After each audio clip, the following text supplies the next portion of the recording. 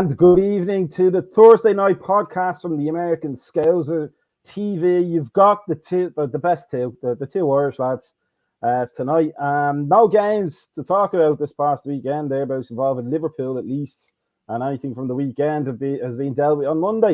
So we get to do whatever the hell we want today, and we've got a good one for you today. Jamie, how are you, mate? Doing grand, mate. Hard to complain. I mean, I know we've got this little break in Liverpool football, but not doing too bad, so can't complain. I a much needed break for at least the players. Gives us plenty of time to also contemplate things and see where we're going to go for the rest of the season. But tonight, we're not going to look forward to the rest of the season. We're going to look back. In fact, we have the awesome Camarino on our channel, who makes these really good time machine videos on our YouTube channel, which everybody should check out. So they're fantastic. They are absolutely fantastic. And in the spirit of those, we're going to take like a nice little trip down memory lane. And you know, a personal highlight in my entire 30 whatever it is years of what am I, 46 now? A long 30 years now, actually, of following Liverpool. A fantastic year, the season of 2000 to 2001. It's going to be a fantastic journey. But before we get there, Mr. Jamie, we have our usual 60-second news. What do we offer us this week? Is right, mate. Yeah, let's jump straight in. Let's get stuck straight in, folks. News today coming out of the club and from Billy Hogan regarding UEFA and the Paris fiasco of May 28th.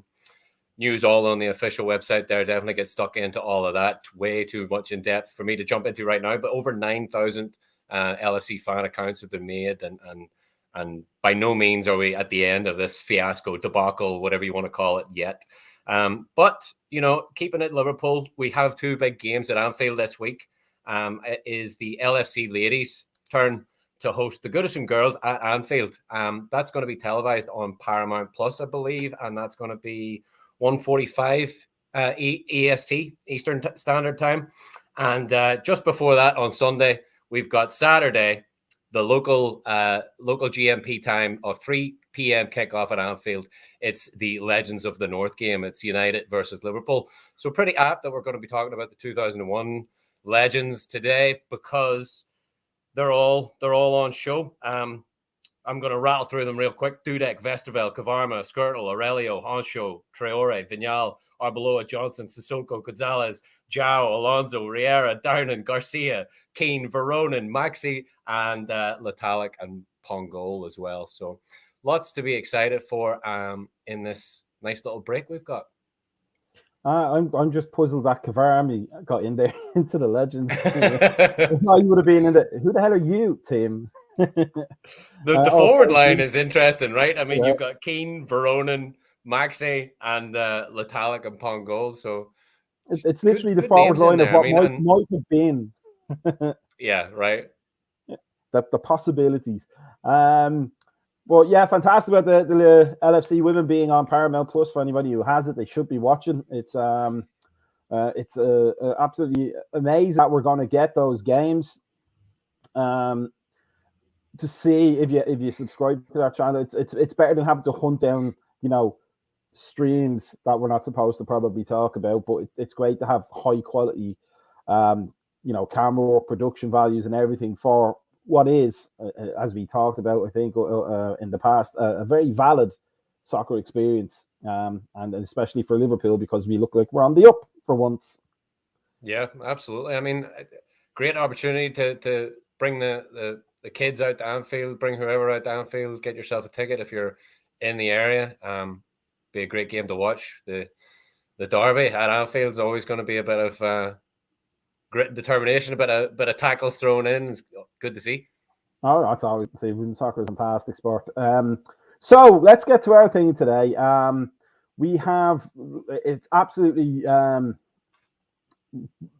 brilliant season for me. It's really up there with everything that you've ever experienced, I think, as a Liverpool support. It's the 2000-2001 treble season, folded in, let's say, into the 2001-2002, 5 trophies in a year.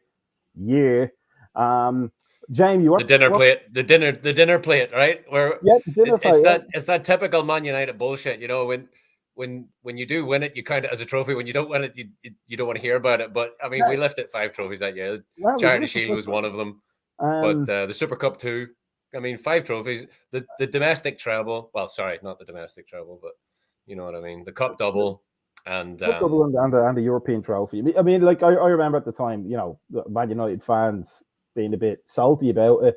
That's not a real treble. But I mean, that's a ridiculous partisan sort of fan base kind of way to look at it. It's hard to win one bloody trophy in a season, but to win 3 it doesn't really matter where they come from. If they're in the high level, you know, I mean, even the Johnson's Paint Trophy or something like that as one of your 3 would still be a good return for your investment. But that's it. I mean, ask the fellas on the double-decker bus. Do you know what I mean? I didn't care. Exactly. They were carrying 5 pieces of silverware. But you know, in all fairness, the United lads are always going to give us a bit of stick for that anyway, because even though we'd done the double over them that season, they were still, you know, miles ahead of us in the league. So it's always a point scoring debate with the United fans. So, you know, they can give it, but they can take it too, you know. First question for me is like, because it for us, for where we were in that part of the world, my thinking is always like 1993, maybe 92, 93 till about 2002, 2003 was like a golden era of culture and sports. We had, like, you know, Britpop for what it was. The soccer was fantastic. But for me, the Ireland team was doing really, really well. It was coming out of one ear and going into another. And you know, we looked like we were sorted for years. We weren't, but we did. And that season with the players that we had and how they developed, you know, it was just an amazing thing. My question to you is, how old were you when it actually happened? What, 2001? 2001, yeah. Well, I was born 85, so you do the math there. But yeah, I mean, no, I don't do math. Exactly, same here. You know, we've known we were doing this. I didn't stop to think. I must have been about. You use Microsoft Calculator. Yeah, right. But I remember watching the Alaves final and everything in school. So I was about 16, 17, I think, maybe. But yeah, I mean, like you were talking about the golden era of Ireland international football, like Italia 90, I was probably just too young for. I was about 5 years of age. Moving on, 94 USA. I mean, it was great times to be a football fan, not to mention an Irish and young Liverpool fan too, because even those mid to early 90s and moving on into the 98s, 99s, Roy Evans and Gerard Houllier era, it was a fantastic time to be a Liverpool fan. Yes, wasn't exactly littered with trophies, but 2001 was definitely a great year for that. But just a great time.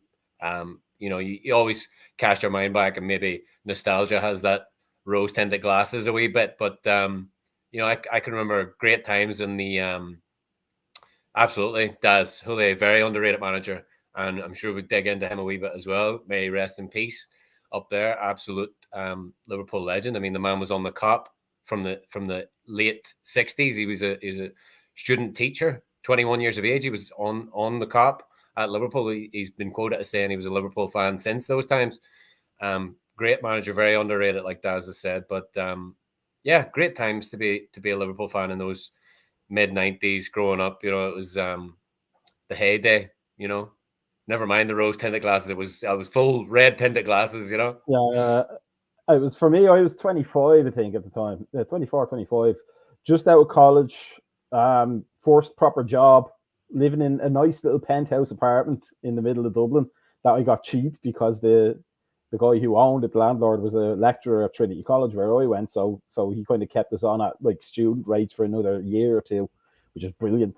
But yeah, it was just like, you know, Oasis had happened, Blur, all that kind of stuff. The Stone Roses, we had, you know, the Seahorses, Beck, all that kind of stuff musically was going on, and it just seemed to, like, I always kind of wondered about my dad talking about back in his day and how it was so much better. He's like a 50s guy, a Teddy boy and all that. But you kind of now at this point, like in my 40s, thinking about that really was like the best time that I lived in. It was just like, you know, up till let's say September the 11th, you know, that kind of grew us all up, so to speak. But yeah, just a fantastic time, and from what we were coming from in terms of our performance on the field, that season kind of encapsulated what it meant to be a Liverpool fan, really, didn't it?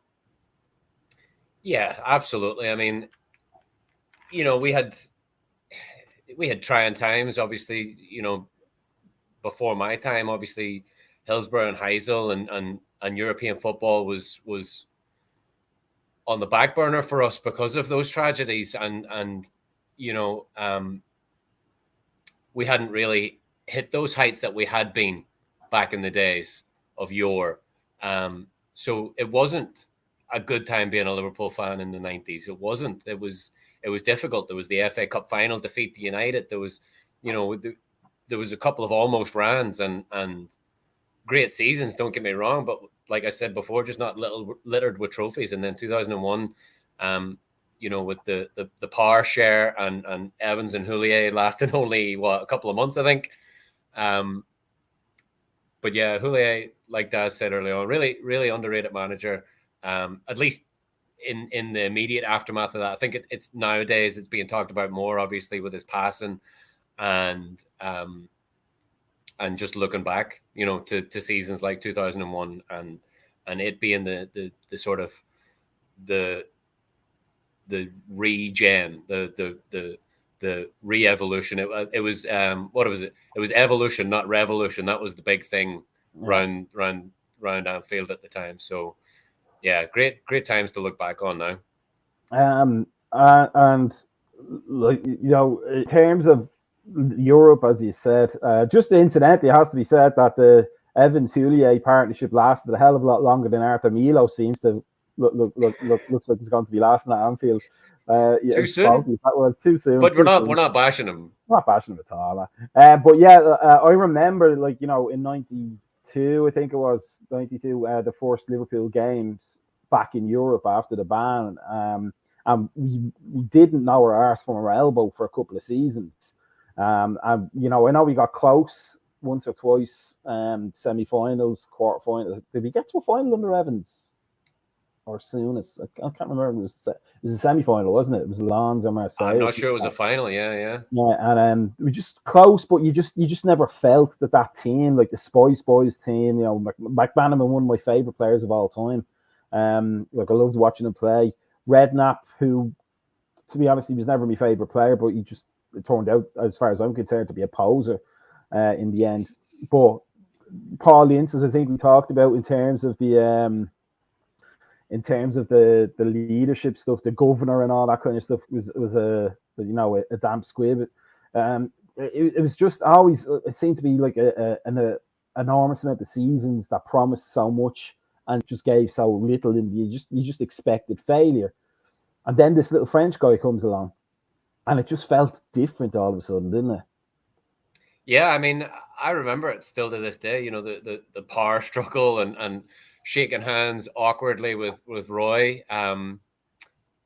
It was a big time in Liverpool's career because he was walking into a club that was still very much in its living in the boot room. You know, you've got your man like Roy Evans there who and listen, Houllier even said it himself, there was still a big drinking culture in professional football, and that you know, it hadn't quite hit the sports science levels that we know today.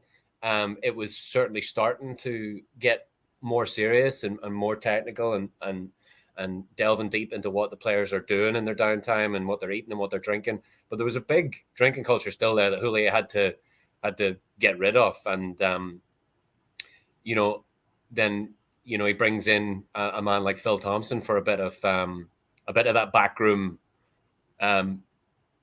boot room knowledge, you know, even though, like we said, Houllier had been there since the 60s, a 21-year-old on the streets of Liverpool, studying the game and then brings it back to France. And I think he manages like 3 or 4 different teams in France and gets them promoted and wins titles and wins things with them. And then, 3 decades later, he gets the Liverpool job. But definitely had his work cut out for him with a bit of that old heyday lifestyle still hanging around.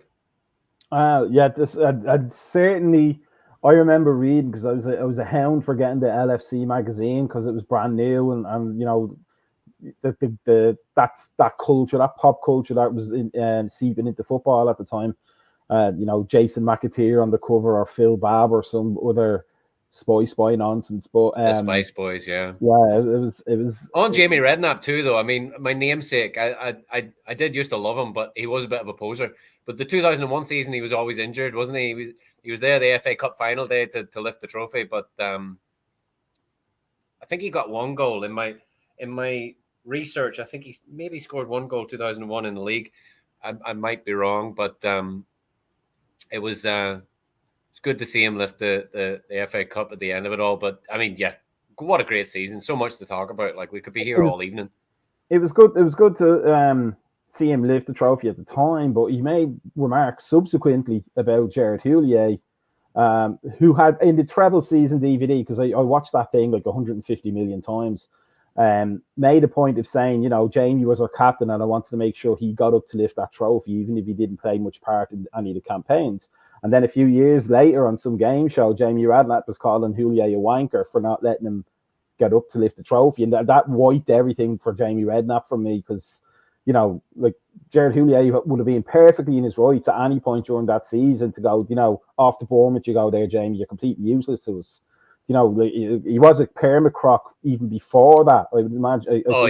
He was a sick note. He was. He was a sick note. He's almost stealing a living, and to kind of mock the manager just for rep, almost he was doing it, to get cheap laughs on a game show. It soured me an awful lot on Jamie Redknapp, which didn't require much souring given his father, who I can't stand. Right. Listen, not that I'm trying to sit here and bash Jamie Redknapp. I couldn't care less. But even watching back at games in the build-up and the homework to do this show, everybody was always talking about Louise Redknapp. I watched the ITV highlights of the FA Cup. Like that was the start of it. That Spice Boy. Sort of David Beckham and Victorious, but there was a lot of inward looking at Louise Redknapp, and who gives a shit? They had their issues. I could care less. I'm not one of these people who cares about celebrities' lifestyles and all the rest of it, but there was an awful lot of detractions from his actual footballing career, which he didn't need the help of because he was injured all the time, so he was always being talked about. But definitely a talent that just never really hit the heights, did he?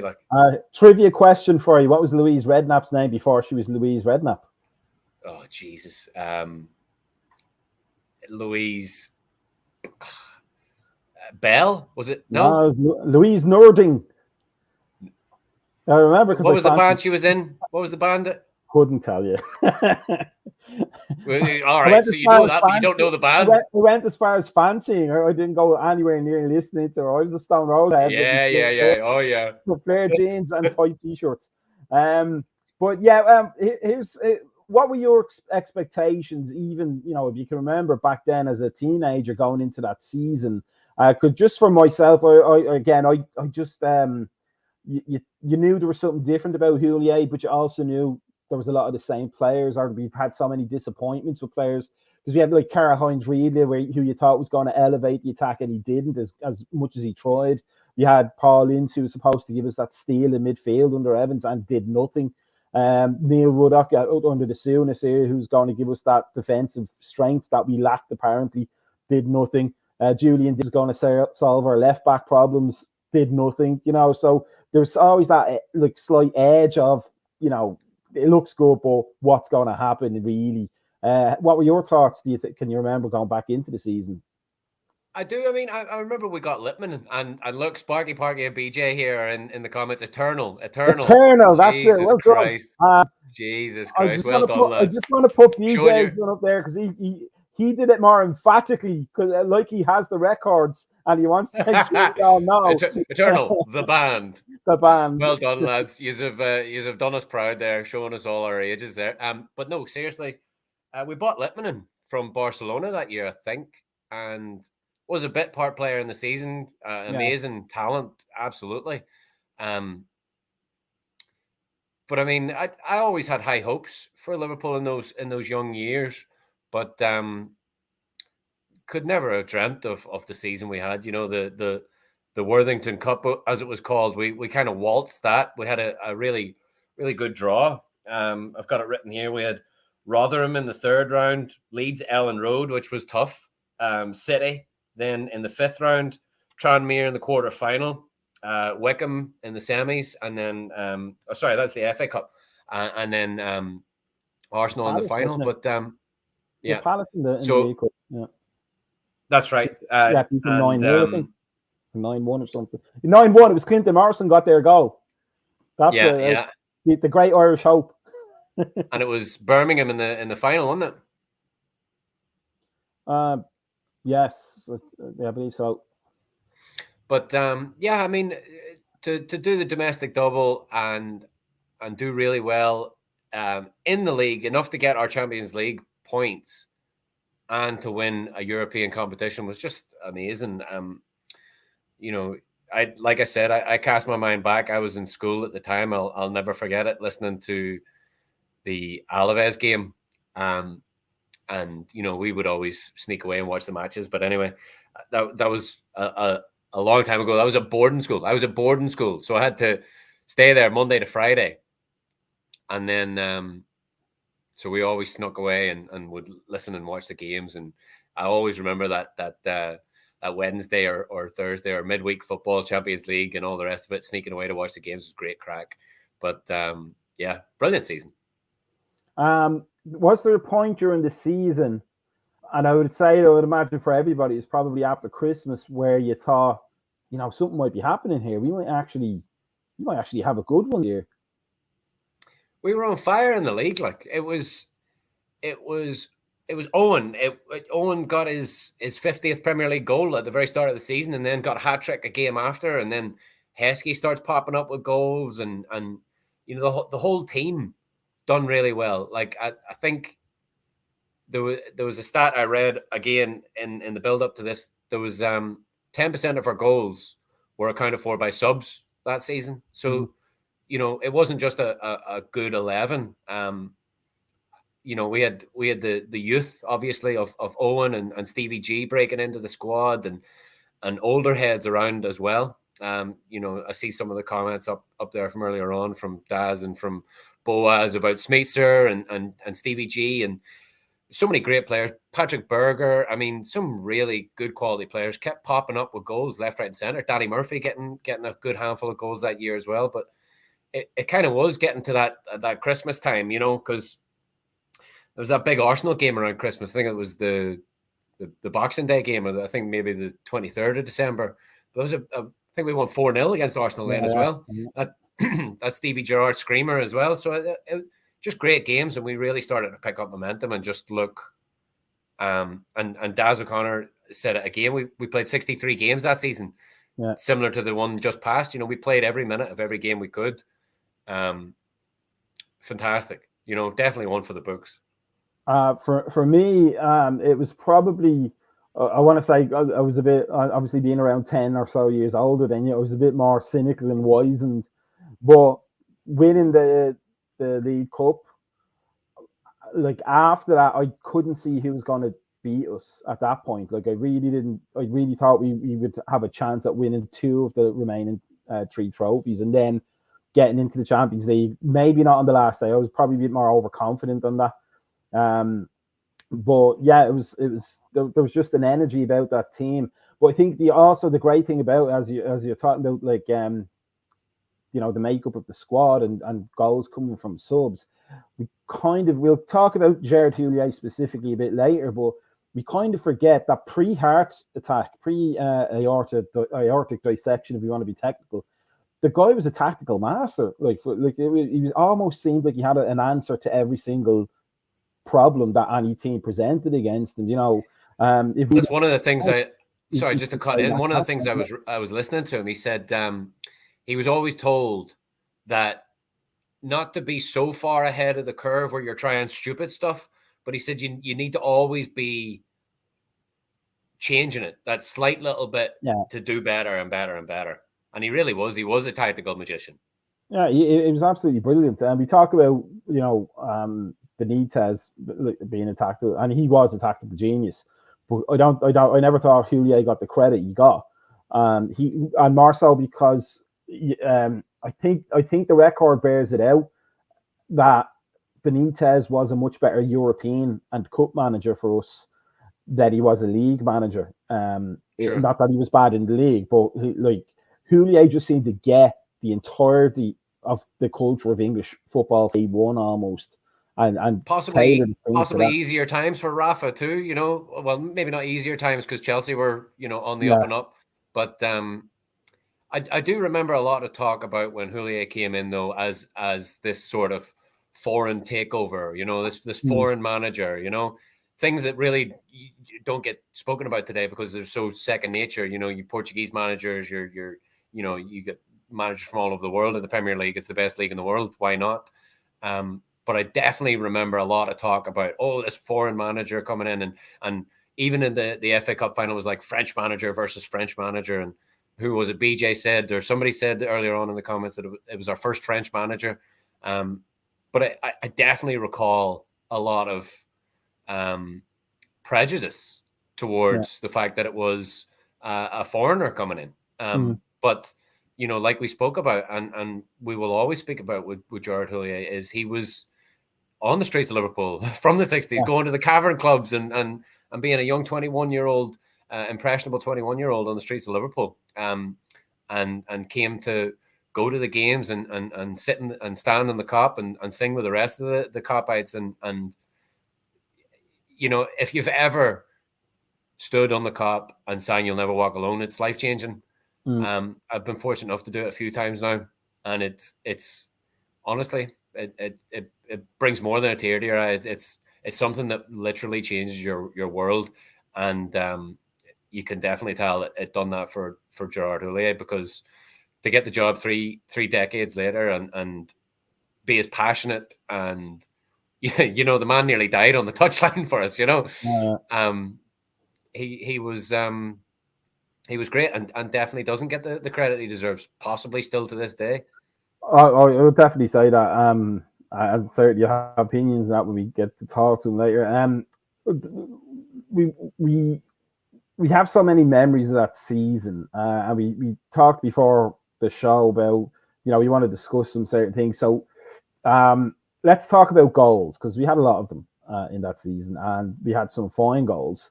What were your two favorite goals of that season? So hard to pick, by the way, because as you trawl through the plethora of goals on YouTube or whatever, Liverpool Football Club have got those old school videos out there with all the goals from the season, in the Premier League and then in the FA Cup run as well. You'll probably have to do a wee bit more searching for the UEFA full road to the final, but really hard to pick a couple of great goals. Ones that do stand out are the Anfield United game, the Gerrard goal. That game in particular was great. But yeah, there's a couple of real Gerrard stormers that season in the 17 shirt.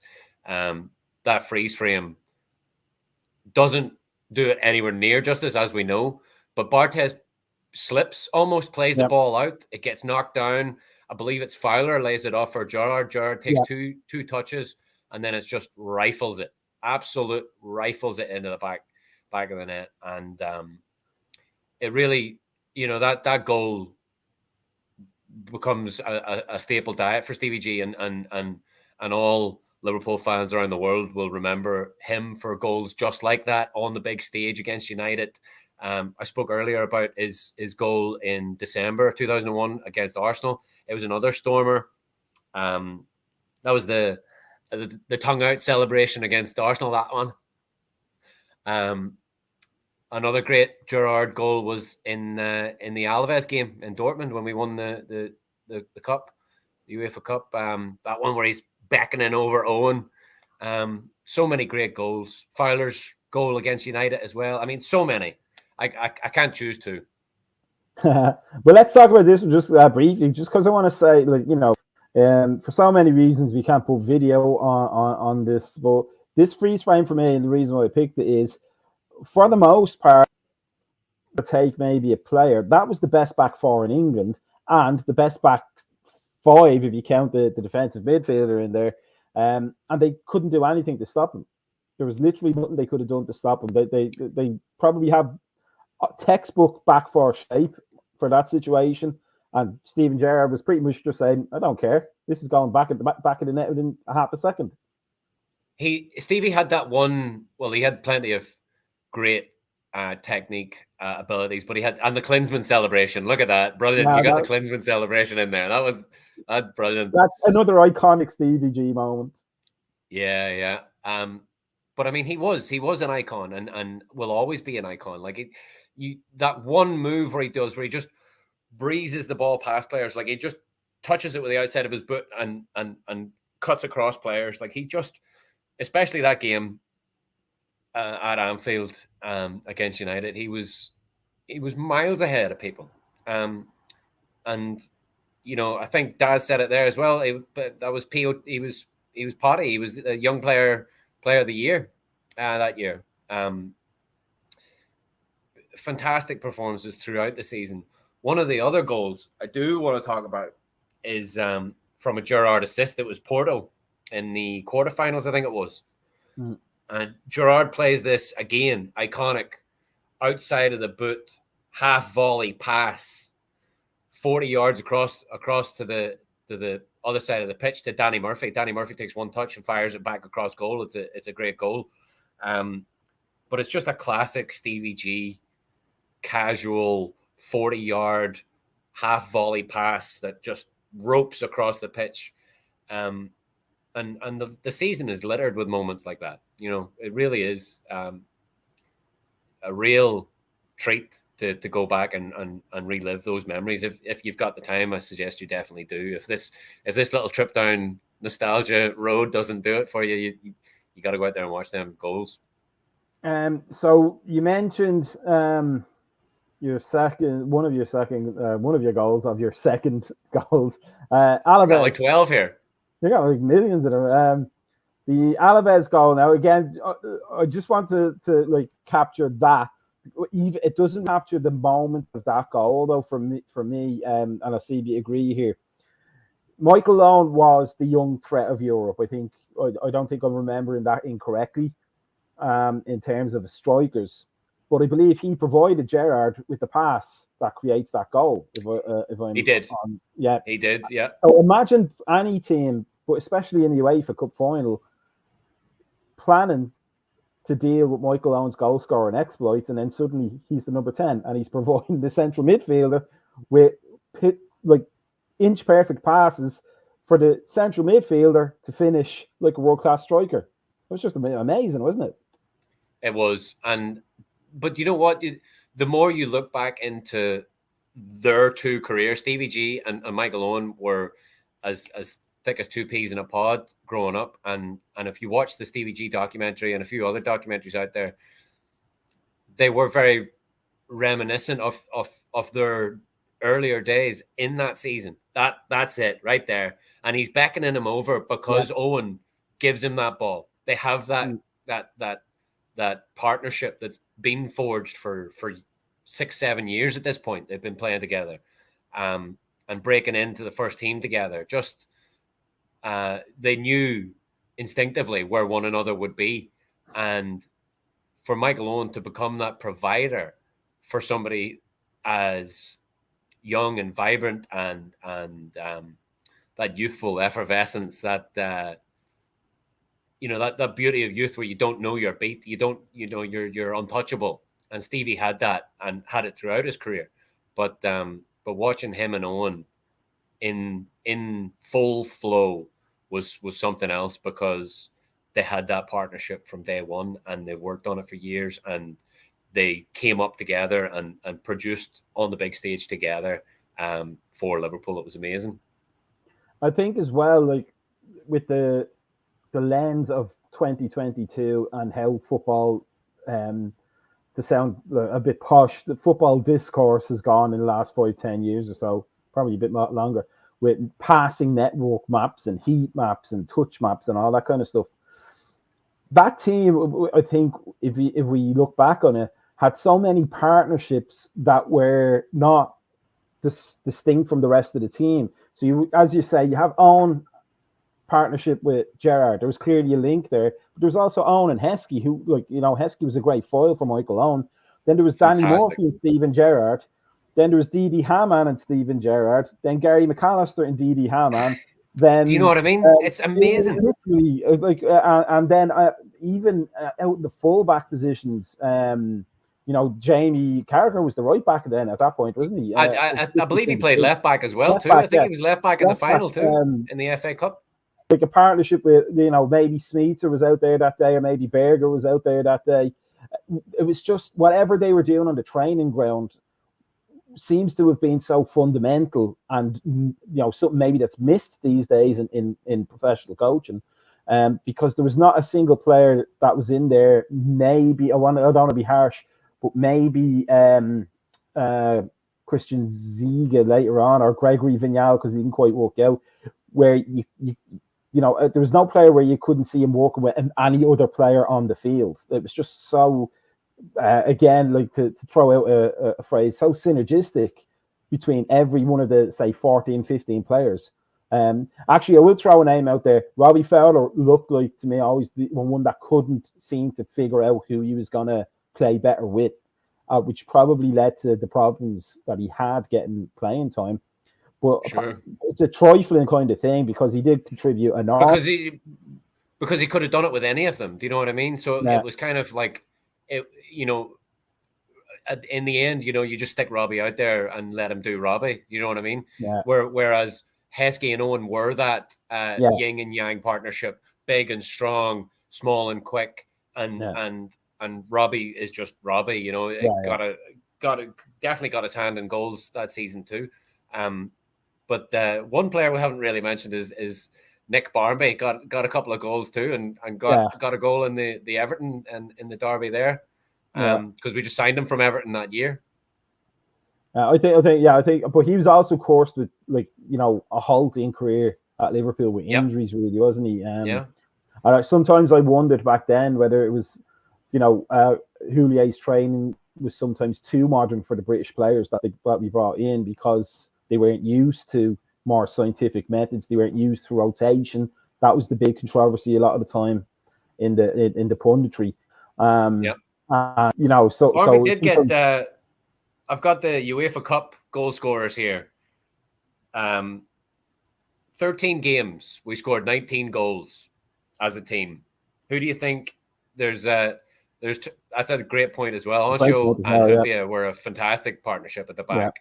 Hupia was brilliant, but Handball Henshaw was a great tackler too. It was a classic partnership at the back. Before we get back to your point you were making there, but it was a classic stopper sweeper partnership, really, wasn't it? Hupia stopped anything in the air and anybody running, and Henshaw swept up the mess that did happen. Whether it was with his feet, his head, or his hands. Yeah, exactly. As I'm sure we'll get to when we get to the FA Cup in proper, but yeah. So Nicky Barmby and Michael Owen, both with 4 goals for the UEFA Cup run. Heskey got 2. Heskey got 3. Stevie G and Gary McAllister both got 2. Marcus Babbel, Robbie Fowler, and Danny Murphy all on 1. And I think there was an own goal thrown in there on that's the right back I was trying to think of there. Marcus Babbel, like a fantastic addition until he got ill. But like speaking about Berger and speaking about the partnerships and the synergy of the squad and all that. Like one of my favorite goals was the Berger one in Derby. This is the launch of the ball. But what I really want to talk about is some sources say 15 passes. I remember it as being 17, and I think you remember it as being about 20 passes or thereabouts. But it was a fantastic pass of just keep ball in the way that Pep Guardiola teams became famous for, 7 years later. It was a great goal. It was a well taken goal. Yet another pile driver from outside the box that like no back four could stop. But I remember back then, and see if you remember this as well. For all we're talking about Houllier and his tactical genius, he also was criticised a lot for apparently playing too direct, which I always felt was hilarious in English football, because a manager was playing too direct, and it wasn't exactly like we were Wimbledon. And I always felt that this goal was almost like it was the team themselves saying, you know what, we can actually play when we want to play. It's just we don't need to half the time. What do you think about that idea of Liverpool being too direct in those days? That's a load of shite, isn't it? I mean, for one, yeah. I mean, we definitely did have our direct moments where we would lump the ball up and Heskey would just, use his strength and hold the ball up or take players on. Like, it always amazes me how the youth of today have used Emile Heskey as the scapegoat for being a shit footballer. Emile Heskey in a red shirt was an absolute beast, and I will fight it out with anyone tooth and nail that says differently. But back to this goal. I'm counting it as like 18, 19 passes because, and not just 18, 19 passes. Those 18, 19 passes are all in the final third or thereabouts. Yeah, it's definitely all in the attacking half. All in the attacking half, exactly. If not, it's just on the cusp of that final third. But the reason why I'm counting it as 18 or 19 passes and not 17 is because there's a couple of little great nutmeg dummies that I'm just counting them as a pass. Yes, because they're fantastic, because that may as well be a pass. But fantastic work, and then it's just like it gets to Berger there, 10 yards outside of the box, and it's as if he just says, lads, this beautiful passing is great and everything, but I'm just gonna fucking smash it. And he uses that beautiful left peg and just absolutely belts it home, smashes it home. It's hard to see kind of, because of the blurriness of the still there, but it almost looks like the goalkeeper is in panic mode already because he doesn't know which way that ball is going. Because we can see it from that television shot, but I can imagine standing behind it with it coming at you. It was probably moving all over the place.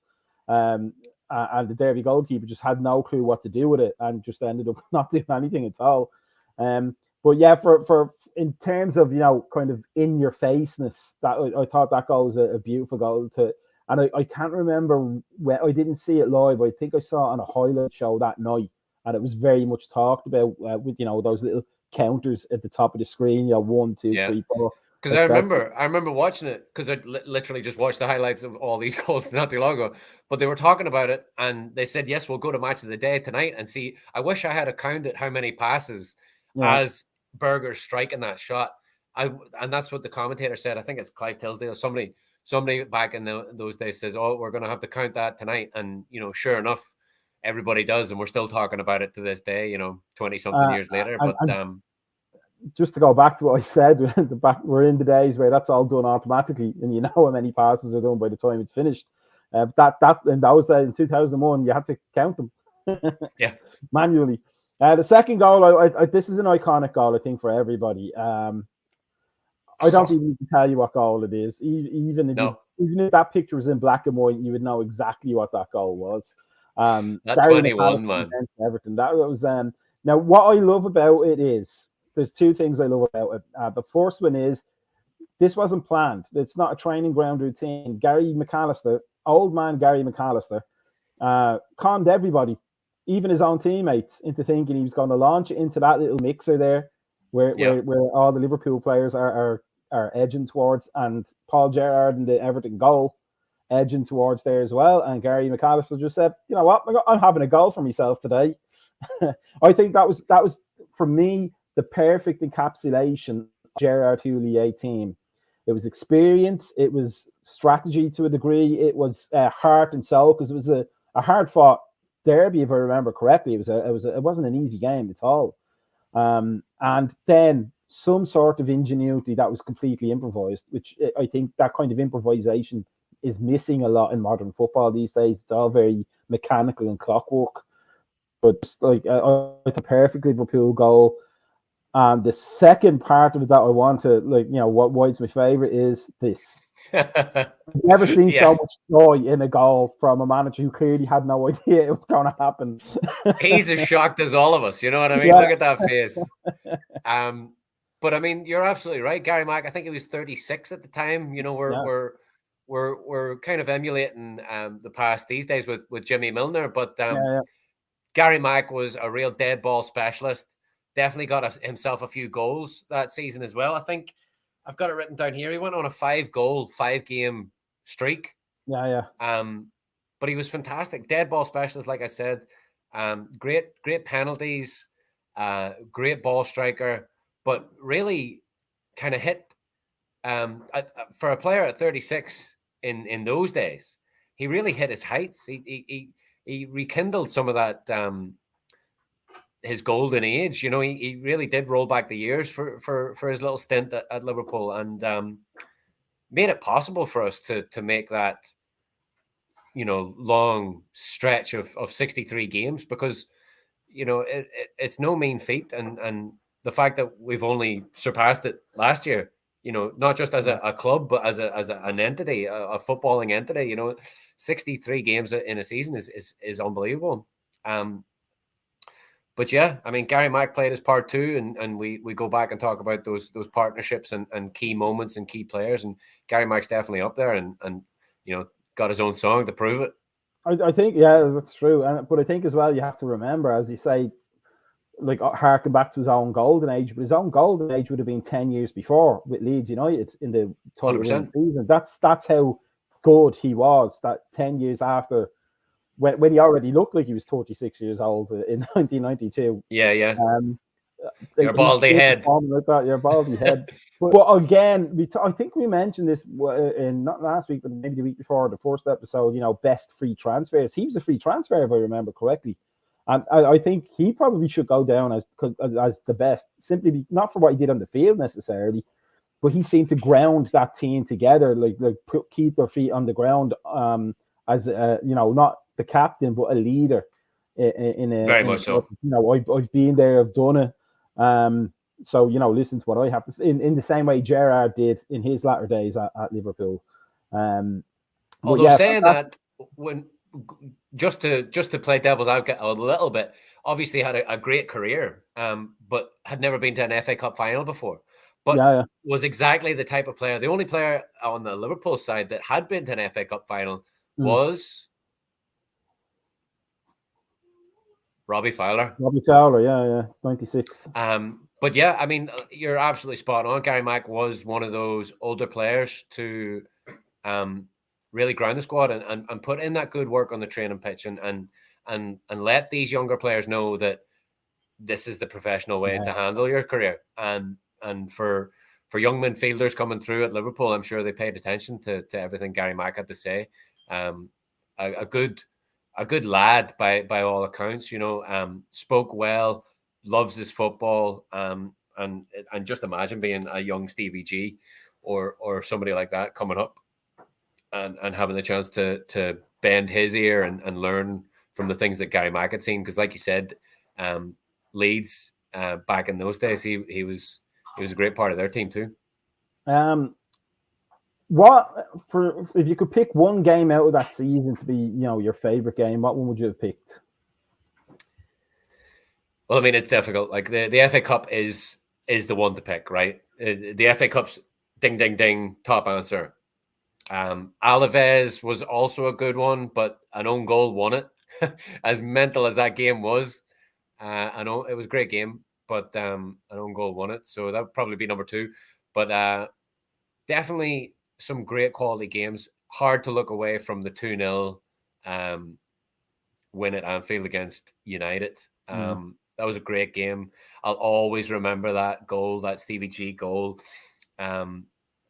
Always good to get one over on your biggest rivals. Never mind doing the double over them in the season. But yeah, but you didn't struggle for it either. It was you actually dominated them for a lot of absolutely. That game. Yeah, it was and considering where they were in the height of their Fergie era, you know, with the wealth of talents that they had versus our squad of relatively ragtag bunch of, random Englanders, Europeans, and youth, and a new manager to coming in. We really did put them to the sword twice. And like I mentioned earlier, they may get the final laugh that season because they were well ahead of us in points. But we only got like one I said trophy for it. before, exactly. You ask yourselves a question: if you're sitting on that double-decker bus with 3 trophies, the Charity Shield and the Super Cup or whatever it is, who's laughing then? And those boys, yes, they can all look back and say we never won the Premier League, but nothing can ever take away from that 2001 year, that trophy haul and that togetherness, because it really was a ragtag bunch of whoever's, but it was there was a real togetherness there. You could sense that. So on that note, for me, I'm going to be a little bit left field, as they say here in America. My favourite game that season was the 1-0 Barcelona in the UEFA, because that ragbag A-team of MacGyvered together players took one of the best teams on the planet at the time, if not the best team on the planet at the time, to school over 2 games. And that 1-0 with the McAllister penalty. I had to go back and get, here's the names of the players: Pepe Reina in goal, Rivaldo, Pep Guardiola, De Boer, Puyol, Petit, Cocu, Overmars, Kluivert, Reutziger, with Xavi and Bolo Zenden on the bench. I mean, we were on a hiding to nothing on paper when that match was drawn out with a hat. But that list should send shivers down your spine even now. Yeah, do you know what I mean? Because Kluivert, amazing. Even a fully haired Pepe Reina wasn't enough. Yeah. But I remember, to me, that's the last great Barcelona team that they had until the Messi era at Barcelona. And Ronaldinho and terrifying. It was a terrifying team to be put up against. And then when not that it was an easy game. None of the teams were easy, not to watch for sure. But as we said, Houllier had a plan, and the players believed in the plan, and they stuck to the plan. And in the end, I know there was complaints because Barcelona always complain. The other team beat us, therefore they didn't want to play football. This anti-football nonsense has to go. And I'm like, yeah, but who's in the final? Like, that's all that matters in the end. You can have your football, but we're the ones that are going for the trophy, and you're going to be sitting on watching us. And we saved all the mentalness for the Alaves game anyway. So that's true. Yeah, the game but, you're absolutely right. The game the two attacking teams that they said was going to be a dull draw. yeah. But the Barcelona game is hard to beat because of the fact that it was a hard fought. It was one for the purists, right? There was only one goal over the space of the 2 legs, and it was a penalty. But just phenomenal talent. You see that crest in that stadium, and you're in for a European night of football. But just a quality performance, because like you said, it's semi-final or bust. It's final or bust. By hook or by crook, you've got to go through. And from what I remember of the 2 Barcelona games, we done enough. Maybe not to really exert our European dominance on them, but we certainly had enough in the back and made sure that they didn't assert their dominance on us, and were able to come away with a win thanks to the pen. I remember, there was a few scary moments. There's I think there's one Rivaldo breakaway that essentially rewired my entire central nervous system. I remember the one Rivaldo shot from like 40 yards out early on that Westerveld, I think it was, just tipped it over the bar. They just had quality everywhere. Like you said, I mean, that lineup is still scary to this day. I dare say they would do a decent job, because didn't the Liverpool legends play the Barcelona legends last year? I think they did. I think I'm right in saying that. But unbelievable talents on show.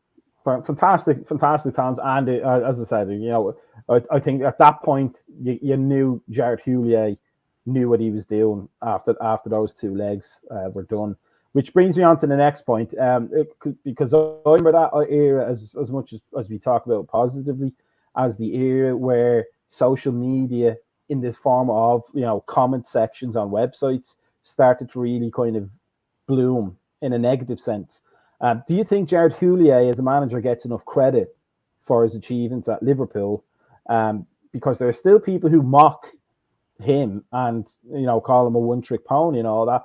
But if I remember correctly, as of now, he's still the most successful manager we've had since Kenny Dalglish's first time managing us with the 5 trophies. I don't think anybody's topped that yet. Yeah, I mean, I think you're right. Everybody could say that Klopp's got the Premier League, and obviously that counts for a whole lot. But Jared Houlier's face is rightfully held up on the Kop all the time with the greats. We've got our Mount Rushmore too, and his face is definitely. He's not on that though, is he? I think he is. I always thought that banner was for the ones who won the league or the European Cup, and that's why he was never on it. Well, I think he was put on it. Posthumously. I think he was put on it posthumously, but for me, he deserves to be on there because I'll always remember those days. And regardless if he was still alive or not, and it doesn't matter. I think he'd done enough, certainly for me as a Liverpool fan growing up. He's certainly done enough for me to warrant a bit of that idolization and to put him up on the pedestal, because it was a difficult time in our history. Roy Evans was Liverpool through and through, but maybe the job was too big for him in that time. Which happens. It does. And Roy was famously one of the boot room boys and knew the club inside out and was there for the longest time and decades on decades on decades. And I think it was time to bring the club into, like we said, it's revolution, not evolution. So it was a difficult time, but I think he should be held up with very high regard. Maybe not European royalty high regard, but the UEFA Cup. This is when the UEFA Cup was still prestigious in my book. It's not the Mickey Mouse that we know it to be now. These teams, Barcelona, Liverpool, Porto, great pedigree, and Alaves in the final. They were the up and coming team that year. They really were, and just a great season, and I think one that fans of today can look back on, and even if they weren't even born 2001, they can look back on that and the same way I did when I was a youngster, looking back to the 70s and 60s and 80s, and I think it's only right that the fans of today know the history, and certainly the Jared Houllier era is a big page on that book. Certainly, kind of as to remember, leaving cert English, a man more sinned against than sinning. He truly was a manager who wanted the best for Liverpool, regardless. And I think he should get a lot more respect than he did, certainly at the end of his time at Liverpool. But sure, that's the modern football supporter for you these days. If you're not winning, you're nothing. That's it. But you can't forget our real heroes. So Darren O'Connor telling us there he was at the FA Cup final in Cardiff. And, the Millennium Stadium. The Millennium Stadium. Anfield South, as we call it. If he had a good time, probably still drunk from it. But and the Worthington Cup was there too, wasn't it? That was the year that Wembley was off the cards. It was offline. It was a great stadium for cups, I thought. But to wrap things up today, here's the threshold question for the week there, Jamie. Would you rather be Fabian Barthez slipping before gifting Steven Gerrard one of the best goals he'll ever score against United, or would you rather be Paul Gerrard being conned by an old man who last won a title in 1992? real hard ones. You know, they're going to throw in Massimo Taibbi in there as well for for the older It's the heads. only time he ever got another, thrown into anything. he was another United goalkeeper who let one through the legs, didn't he? Yeah, that's a difficult one. I guess I'm just going to have to go bald and go for Barthez. Yeah, I think it's probably more like at least you can justify the slip from. He was a character, like, wasn't he? He was, he was quite very funny. He used to pull his shorts up like a madman and everything. I mean, he was unhinged, and as many goalkeepers are. But yeah, I think on that one I'd rather be Barthez than a Gerrard. Yeah. I'd rather not say that I was conned into defending the back post that was never going to get the ball. And Fabio Aurelio emulated it against was it Barthez only a few years after that too? I can't remember who it was. But the Gary Mack one, he's got to be close to 40 yards out there. Yeah. That was easy. Yeah, easily 35, 40 yards out. Unbelievable goal. Genius goal for a genius season. That I hope many Liverpool fans, even 10, 20 years from now, look back on with an enormous amount of fondness, because most clubs don't get one season like that, and we've had a good few of them. And that was definitely, for me, one of the best. So that just remains to say that was another fantastic conversation with a brilliant Jamie again. We can talk about these things for hours and hours and hours, but then Smooching gets mad. And so will Cam, because we've probably butchered his 2001. We have anyway. We'll pick another one and then we'll tell him about it and see if we can demand money from him to not talk about it. Well, to be fair, he wasn't born then anyway, so he's quick. He's quick to give us all a bit of remembrance about that anyway. So just remains to be said. Thanks, Darren, for sticking with us. As always, Alan Walnut and BJ and Sparky Parky, great lads to be having a nice conversation about Liverpool with. Make sure everybody watches the morning coffee or tea show tomorrow morning. The Monday pod is going to be on Monday, talking about, I think, the season in general. And then we'll be back obviously next Thursday, because we have lots to talk about. I mean, you could go on forever and ever and ever.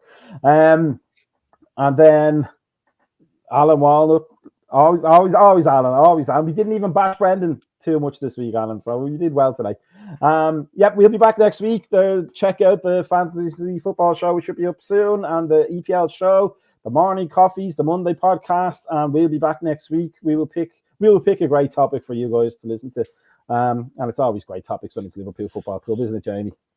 That's it. That's all it is, lads. Up the Reds. If you're bored, plenty of content on American Scouser, and we'll be back on Thursday. Make sure you like and subscribe. We'll see you guys next week, and adios.